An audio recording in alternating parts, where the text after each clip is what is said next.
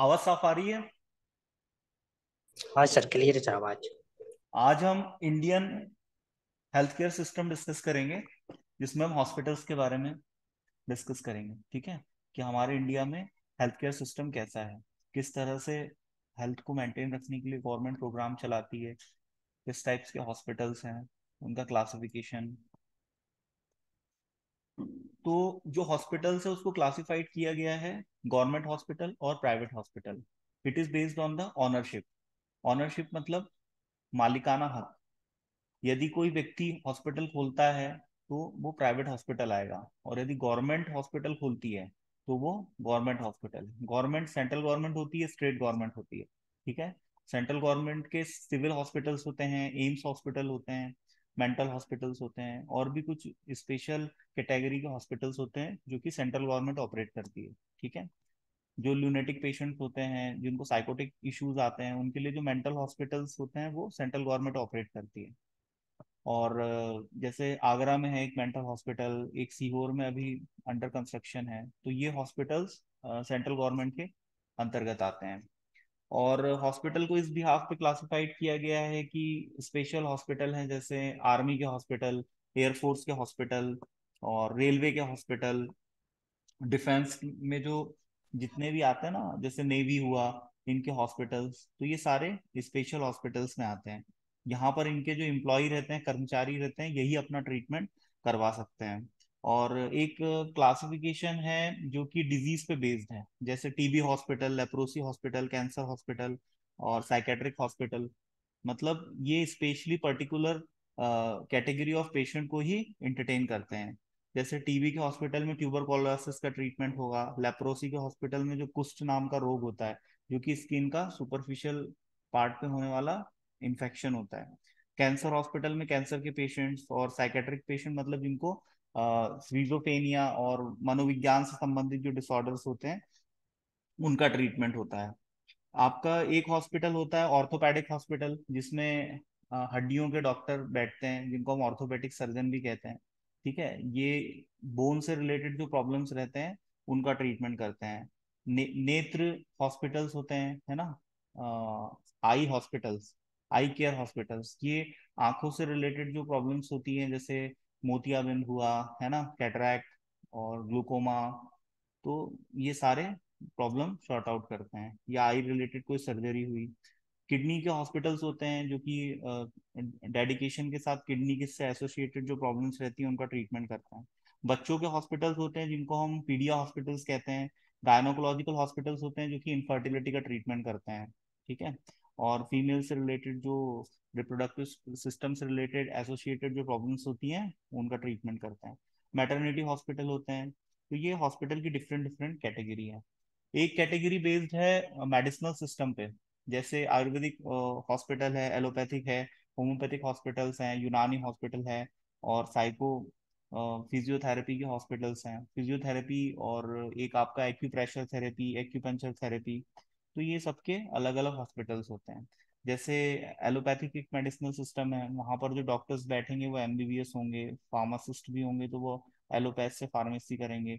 BMS मतलब आयुर्वेदा, आयुर्वेदाचार्य, जिनको हम वैद्य कहते हैं, है ना। एक यूनानी सिद्धा मेडिसिनल सिस्टम होता है, उसमें भी डॉक्टर्स होते हैं जिनको हम हकीम कहते हैं, है ना। यूनानी सिद्धा, होम्योपैथी, जो बीएचएमएस करता है वो होम्योपैथिक डॉक्टर बनता है। जो व्हाइट वाली छोटी छोटी मेडिसिन आती है ना, व्हाइट कलर की, साबूदाना की गोली जैसे दिखती हैं, तो वो होम्योपैथिक मेडिसिनल सिस्टम होता है। आयुर्वेद में चूरन, चटनी, बटी, है ना, लेह, लेप, भस्म, ऐसी फॉर्मुलेशन दी जाती है।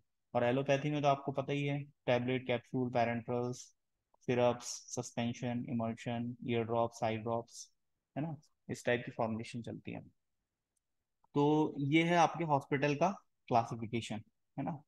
और कुछ इलाइट हॉस्पिटल्स होते हैं। इलाइट हॉस्पिटल्स मतलब जहाँ पर जो फैसिलिटी है बहुत ज़्यादा वीआईपी लेवल की होती है, एसी लगा होता है, टीवी टीवी लगी होती है ना। 5 स्टार होटल में जो फैसिलिटीज मिलती है वही हॉस्पिटल में भी फैसिलिटी दी जाती है। पेशेंट के पास एक फोन लगा होता है, वो बात कर सकता है उससे, है ना। और सारी सुविधाएं रहती है हाईली, मतलब सोफिस्टिकेटेड इक्विपमेंट्स रहते हैं, सारी हेल्थ केयर फैसिलिटीज अवेलेबल रहती है। तो उसको हम इलाइट हॉस्पिटल्स कहते हैं, है ना। कुछ हॉस्पिटल जैसे प्राइवेट लिमिटेड हॉस्पिटल्स होते हैं, कुछ चैरिटेबल हॉस्पिटल्स होते हैं, और कुछ आपके रिलीजियस हॉस्पिटल होते हैं, जैसे आपका मिशनरी हॉस्पिटल होते हैं क्रिश्चियंस के, है ना। जैसे बैतूल में एक पाडर हॉस्पिटल है ना। तो ऐसे रिलीजियस हॉस्पिटल्स भी होते हैं, है ना। जैसे आपने स्कूल सुना होगा रिलीजियस, जैसे मदरसा, तो वहाँ पर पर्टिकुलरली वो उस टाइप की शिक्षा देते हैं। तो मिशनरी जो हॉस्पिटल्स होते हैं वहाँ पर ज़्यादा क्रिश्चियन एम्प्लॉयज रहते हैं और वो फंडिंग मिलती है उनको, है ना। तो इस टाइप के भी हॉस्पिटल्स हैं। बीएमसी एक हॉस्पिटल है ना। भगवती हॉस्पिटल मुंबई में, है ना। अपोलो हॉस्पिटल मद्रास में है, और अभी भोपाल में भी एक नया अपोलो हॉस्पिटल खुला है। ठीक है। एक क्लासिफिकेशन होता है हॉस्पिटल के बेड्स, हॉस्पिटल के साइज के आधार पे, कि हॉस्पिटल मीडियम साइज है, स्मॉल साइज है, लार्ज साइज है। तो जो लार्ज साइज के हॉस्पिटल्स रहते हैं उनमें नंबर ऑफ बेड्स होते हैं 500 to 1000, और जो मीडियम साइज के होते हैं उनमें होता है 200 to 500, और जो स्मॉल साइज के हॉस्पिटल रहते हैं उसमें होता है लेस देन 200 बेड्स। ठीक है। और इंडियन हेल्थ केयर सिस्टम में डिस्ट्रिक्ट में एक हॉस्पिटल होता है जिसको हम डिस्ट्रिक्ट हॉस्पिटल या जिला चिकित्सालय कहते हैं। उसके नीचे हर ब्लॉक में एक एक हॉस्पिटल्स होते हैं जिसको हम प्राइमरी हेल्थ केयर सेंटर कहते हैं, शॉर्ट में पीएससी भी कहते हैं, है ना। और पीएससी के ऊपर होता है ब्लॉक लेवल पे CSC, community health care centre. तो सबसे ऊपर आएगा डिस्ट्रिक्ट हॉस्पिटल, फिर उसके नीचे आएगा CSC community health care centre, और फिर उसके नीचे आएगा प्राइमरी हेल्थ केयर सेंटर, और सबसे नीचे आएगा सब हेल्थ केयर सेंटर। सब हेल्थ केयर सेंटर पे टीकाकरण का काम होता है, वहां पर एएनएम और कम्युनिटी हेल्थ ऑफिसर उसको ऑपरेट करते हैं, और डॉक्टर की विजिट वहां पर नहीं होती। प्राइमरी हेल्थ केयर सेंटर पे नसबंदी का काम होता है, वहां पर डिलीवरी हो जाती है, और वहां पर पैथोलॉजी लैब्स में कुछ टेस्ट अवेलेबल होते हैं, जैसे ब्लड टेस्ट हो जाएगा, यूरिन टेस्ट हो जाएगा। तो वहां पर क्या है, मतलब वीकली विजिट होती है या तो डेली वहां पर अवेलेबिलिटी रहती है मेडिकल स्टाफ की। वैसे तो वहां पर अवेलेबिलिटी हमेशा होनी चाहिए, लेकिन कुछ ऐसे दूर दराज के एरिया है जहाँ पर नहीं हो पाती है। तो ये है हमारा इंडियन हेल्थ केयर सिस्टम। अब इसमें ये मेंशन किया गया है कि भाई जो लार्ज हॉस्पिटल है वहाँ पर फार्मेसी और लेबोरेटरी का साइज एरिया क्या होना चाहिए। तो यदि हॉस्पिटल बड़ा है तो वहाँ की फार्मेसी है उसका एरिया, और वहाँ की जो पैथोलॉजी लैब है उसका एरिया बढ़ जाता है। जैसे आपका 100 बेडेड यदि हॉस्पिटल है तो उसमें लेबोरेटरी का जो साइज है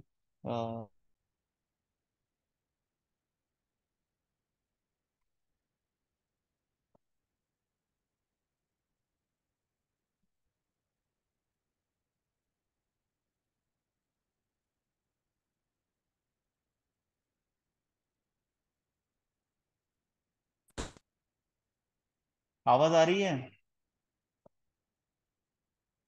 हेलो। हाँ सर। बीच में अभी थोड़ा नेटवर्क चला गया था जिस वजह से आवाज नहीं आ रही थी। ठीक है। तो जैसे 100 बेडेड हॉस्पिटल है तो उसमें लैब का साइज होना चाहिए 220 स्क्वायर फीट, और जो डिस्पेंसिंग एरिया है जिसको हम फार्मेसी कहते हैं उसका साइज होना चाहिए 200 स्क्वायर फीट। तो ये बुक्स में अवेलेबल है साइजेस, आप थोड़ा सा देख लेना, या मैं इसकी फोटो ग्रुप पे डाल दूंगा तो वहां से आप देख लेना, है ना। और इसमें हम यदि आगे बात करें तो पेशेंट कंप्लायंस क्या होता है और नॉन कंप्लायंस क्या होता है। पेशेंट नॉन कंप्लायंस होता है कि पेशेंट का डॉक्टर के साथ और मेडिकल स्टाफ के साथ और दवाइयों के साथ कॉपरेट नहीं करना। अब पेशेंट ऐसी कौन सी कंडीशन है जिसमें कॉपरेट नहीं करेगा? दवाई यदि बहुत ज्यादा कड़वी है, अनप्लीजेंट टेस्ट की है, या पेशेंट के अंदर ये फियर है कि ये दवाई खाने से मेरे अंदर टॉलरेंस आ सकता है, ड्रग डिपेंडेंस आ सकता है, तो उस केस में वो दवाइयाँ नहीं खाता। या पेशेंट का कोई रिलीजियस इशू होता है, जैसे डॉक्टर ने दवाई प्रिस्क्राइब की और उसको किसी ने बता दिया कि भाई ये कैप्सूल तो जिलेटिन का बना है और जिलेटिन एनिमल सोर्स से मिलता है और तू नॉनवेज तो खाता नहीं है तो कैप्सूल मत खा, तो ऐसे पेशेंट भी कॉपरेट नहीं करते। एक होता है मल्टीपल ड्रग थेरेपी, मतलब कुछ लोग ऐसा है जो ज्यादा दवाइयाँ खाना पसंद नहीं करते, और डॉक्टर उनको 4-5 दवाइयाँ लिख देता है तो उसमें से वो एक दो ही दवाई खाते हैं। ये सब पेशेंट नॉन कंप्लायंस में आता है। नॉन कंप्लायंस का मतलब होता है पेशेंट का कॉपरेट नहीं करना। तो पेशेंट के कॉपरेट ना करने के बहुत से कारण हो सकते हैं, तो उन्हीं उन्हीं कारणों को मैं आपसे डिस्कस कर रहा हूँ। एक होता है पेशेंट को समझ में ना आ पाना। फार्मासिस्ट ने उसको बता तो दिया लेकिन उसको समझ में नहीं आया कि भाई दवाई कैसे खानी है। तो इसमें उसकी कोई गलती नहीं है, वो घर आके भूल जाता है कि दवाई कैसे खानी है तो खा ही नहीं पाता है। फिर 3 दिन बाद जब डॉक्टर के पास जाता है, डॉक्टर पूछता है दवाई खाई क्या, तो बोले नहीं खाई साहब। तो ऐसा भी होता है। तो ऐसे बहुत सारे कारण है जिस वजह से पेशेंट नॉन कंप्लायंस आ जाता है। और पेशेंट कंप्लायंस मतलब होता है पेशेंट को जो इंस्ट्रक्शन दिए गए हैं उसको पेशेंट फॉलो करे। तो आइडियली होना क्या चाहिए, पेशेंट कंप्लायंस होना चाहिए, मतलब पेशेंट डॉक्टर की भी बात माने, नर्स की भी बात माने, और फार्मासिस्ट की बात माने, और मेडिकल स्टाफ के साथ कॉपरेट करे। ठीक है, तो उससे उसका ट्रीटमेंट आसानी से हो सकता है। अब जैसे फार्मासिस्ट ने कहा भाई ये दवाई खा रहे हो आप, दारू मत पीना, दूसरे दिन कलारी पे है वो, तो फिर काम नहीं चलेगा। डॉक्टर ने कहा भैया तंबाकू मत चबाओ कैंसर हो गया है, सिगरेट मत पियो कैंसर हो गया है, मुंह का गले का कैंसर, है ना। अब आप सिगरेट पियोगे तो ये ठीक नहीं होगा और बढ़ेगा तेजी से, फिर भी पेशेंट नहीं मान रहा है। तो ये सब चीजें पेशेंट को कहाँ लेके जाएगी, कब्रिस्तान। ठीक है। तो एक होता है पॉलीफार्मेसी का कॉन्सेप्ट। पॉलीफार्मेसी क्या होता है, बड़े हॉस्पिटल्स होते हैं उसमें एक से ज्यादा फार्मेसी होती है, डिस्पेंसिंग सेंटर होते हैं। जैसे अब 10 फ्लोर है हॉस्पिटल पे, तो एक 5वें फ्लोर पे दे दी, एक 8 टॉप वाले फ्लोर पे दे दी, इस टाइप से मतलब हर फ्लोर पे एक एक फार्मेसी दे देते हैं, जिसको बोलते हैं पॉलीफार्मेसी। ठीक है। जब एक ही हॉस्पिटल में एक से ज्यादा फार्मेसी हो, मतलब मेडिकल स्टोर हो, ड्रग डिस्ट्रीब्यूशन सेंटर हो, तो उसको पॉलीफार्मेसी कहते हैं। एक टर्म आता है आपका मिक्स्ड वैक्सीन। मिक्स्ड वैक्सीन क्या होती है, जब एक ही वैक्सीन 2-3 बीमारियों को कवर करती है, उसमें जो स्ट्रेन डला होता है वो मिक्स्ड फॉर्म में होता है, उसको हम मिक्स्ड वैक्सीन कहते हैं। एक होता है ओटीसी ड्रग्स। ओटीसी ड्रग्स का फुल फॉर्म होता है over the counter medicine. Over the counter medicine क्या होती है, जो विदाउट प्रिस्क्रिप्शन, बिना डॉक्टर के पर्चे के आप डायरेक्ट मेडिकल स्टोर से खरीद सकते हो। सीधे मेडिकल स्टोर जाओ और दवाई खरीद लो, तो इसको हम क्या बोलेंगे, ओटीसी मेडिसिन। इसका एग्जाम्पल क्या है, जो गर्भ निरोधक गोलियां आती हैं मालाडी, और आपका विक्स वेपोरप आता है, आइबुफेन आता है पेन किलर, है ना, और कुछ एंटी एलर्जिक ड्रग्स हैं जो ओटीसी कैटेगरी में आते हैं। कुछ एंटीबायोटिक्स के लोशन है, मरहम है ना, जैसे आयोडीन सॉल्यूशन है, घाव हुआ आपको हाइड्रोजन पेरोक्साइड है। इस टाइप की जो चीजें हैं जो बिना प्रिस्क्रिप्शन के आप डायरेक्ट मेडिकल स्टोर से खरीद सकते हो, तो उन सबको किस में रखा गया है, ओटीसी कैटेगरी में रखा गया है। और दवाइयाँ स्टैंडर्ड बुक, जिसको हम फार्माकोपिया कहते हैं, उसके हिसाब से बनाई जाती है। फार्माकोपिया में दवाई के फॉर्मूले दिए हुए हैं, उनके लिमिट टेस्ट दिए हुए हैं, दवाइयों की स्टोरेज कंडीशन दी है उनकी। मतलब ये मान के चलो फार्माकोपिया दवाइयों की रेसिपी बुक है, दवाइयाँ बनाने की विधि दी हुई है उसमें कि दवाइयाँ कैसे बनेगी। तो इंडियन फार्माकोपिया जिसको हम शॉर्ट में आईपी कहते हैं, ब्रिटिश फार्माकोपिया जिसको बीपी कहते हैं, बीपीसी होती है ब्रिटिश फार्माकोपियल या pharmaceutical codex, United States pharmacopoeia USP, European pharmacopoeia, German pharmacopoeia, French pharmaceutical codex, और कुछ जर्नल्स भी होते हैं, है ना। जर्नल्स में भी जो लेटेस्ट रिसर्च होती है, किसी बीमारी का कोई नया ट्रीटमेंट मार्केट में आता है, तो वो हम जर्नल्स में देख सकते हैं। और हॉस्पिटल में भी एक लाइब्रेरी का प्रावधान रहता है, जहाँ पर मेडिकल जर्नल्स अवेलेबल होते हैं, जिसमें दवाइयों और बीमारियों की जानकारी रहती है कि लेटेस्ट रिसर्च क्या चल रहा है। कोई दवाई मार्केट में नहीं आई हो तो वो जर्नल से पता चल जाती है। और कुछ न्यूज़पेपर आते हैं जो फार्मेसी से रिगार्डिंग इंफॉर्मेशन सोसाइटी में स्प्रेड करते हैं। फार्मास्यूटिकल कंपनी और फार्मेसी प्रोफेशन से जुड़े लोग इसको पढ़ते हैं, समझते हैं, इसका यूज करते हैं। जैसे फार्मा टाइम्स है ना, मटेरिया मीडिया है, मर्क इंडेक्स है। मर्क इंडेक्स मेडिकल साइंस से रिलेटेड कुछ डेटा हर साल जारी करता है, जिससे गवर्नमेंट को पॉलिसी मेकिंग में हेल्प मिल जाती है। American journal of hospital pharmacy, journal of clinical pharmacology, British medical journal, Indian journal of pharmacy, ये कुछ जर्नल्स के नाम हैं।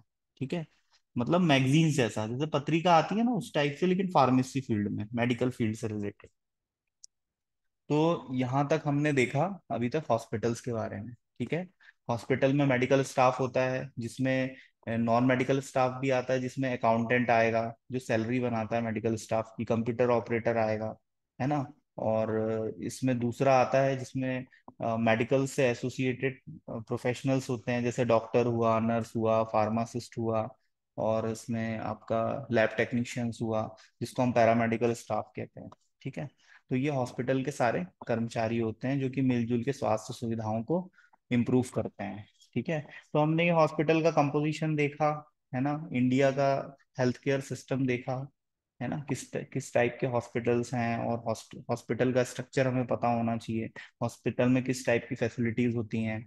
जैसे हॉस्पिटल में लैब्स अवेलेबल होती है जहाँ पर डायग्नोस्टिक टेस्ट होते हैं, ओपीडी होती है, आईपीडी होती है, जनरल वार्ड होता है, आईसीयू होता है। ठीक है। आईसीयू का फुल फॉर्म होता है इंटेंसिव केयर यूनिट। जो सीरियस टाइप ऑफ पेशेंट्स रहते हैं उनको आईसीयू में एडमिट किया जाता है, जो इमरजेंसी केसेस रहते हैं। वहाँ पर हाईली सोफिस्टिकेटेड इक्विपमेंट्स होते हैं जिनसे बॉडी के वाइटल साइंस को रियल टाइम में रेगुलेट किया जा सकता है, उसको मॉनिटर किया जा सकता है। ठीक है। स्क्रीन पे जैसे आपको रियल टाइम में हार्ट रेट का जो ग्राफ है ना, वो आपको रियल टाइम में नजर आता है। और आपको ब्लड में ऑक्सीजन का लेवल आप चेक कर सकते हो, है ना। आप ब्रीदिंग रेट, पल्स रेट, ये सब रियल टाइम में, बॉडी का टेम्परेचर, तो ये सारी चीजें आपको रियल टाइम में आप ऑब्जर्व कर सकते हो। तो ये सारी फैसिलिटी होती है। और इसमें इमेजिंग टेक्निक्स के थ्रू डायग्नोसिस की जाती है, जिसमें एक्सरे आता है, रेडियोलॉजी जिसको हम कहते हैं, एंडोस्कोपी आता है। ठीक है। और सोनोग्राफी, है ना, एमआरआई, ये सारी फैसिलिटीज होती हैं हॉस्पिटल में। लेकिन छोटे हॉस्पिटल्स में इतने सोफिस्टिकेटेड और कॉस्टली एक्सपेंसिव इक्विपमेंट्स अवेलेबल नहीं होते। इसके लिए जैसे एम्स का जो हॉस्पिटल है वो काफ़ी बड़ा है, वहाँ काफ़ी सुविधाएं हैं, जो कि स्टेट में एक ही होता है ना। तो ये डिपेंड करता है कि हॉस्पिटल का साइज क्या है। जो लार्ज लार्ज हॉस्पिटल्स होते हैं वहाँ पर ज़्यादा फैसिलिटीज होती हैं। ठीक है। तो ये हमने इंडिया के हेल्थ केयर सिस्टम को समझा। इसमें कुछ चीजें ऐसी है जो मैं जनरल नॉलेज के लिए बता रहा हूँ। प्राइवेट क्लिनिक्स होते हैं, है ना, मोहल्ला क्लिनिक्स होते हैं। ठीक है। जैसे किसी व्यक्ति ने एमबीबीएस की पढ़ाई की है तो वो अपना पर्सनल क्लिनिक भी खोल सकता है, जिसको हम बोलते हैं क्लिनिकल एस्टेब्लिशमेंट। ठीक है। तो वो अपने रजिस्ट्रेशन के आधार पे अपना पर्सनल क्लिनिक खोल के भी पेशेंट को देख सकता है। ठीक है। और वो ऐसा व्यक्ति यदि हॉस्पिटल खोलेगा तो वो प्राइवेट हॉस्पिटल की कैटेगरी में आएगा। ठीक है। जिसमें जो ऑनरशिप है वो इंडिविजुअली किसी पर्टिकुलर ऑनर की रहेगी। ठीक है। और जो गवर्नमेंट हॉस्पिटल है, गवर्नमेंट का ऐसा है कि गवर्नमेंट क्या है, इंडिविजुअली एक व्यक्ति गवर्नमेंट थोड़ी ना है। गवर्नमेंट तो एक समूह है ना, लोगों का समूह है जो देश को चलाता है, ये होती है गवर्नमेंट। तो जो गवर्नमेंट हॉस्पिटल रहते हैं उसमें जो रूल्स एंड रेगुलेशन है, जो पॉलिसी का इम्प्लीमेंटेशन होता है, वो सब गवर्नमेंट के आधार पे होता है। ठीक है। तो ये है हमारा Indian health care system. Hopefully आपको समझ में आया होगा। ठीक है। 5 मिनट का गैप लेते हैं, फिर लिंक शेयर करूंगा, फिर आपसे मैं कुछ सवाल पूछूंगा, आप लोग बताना। ठीक है।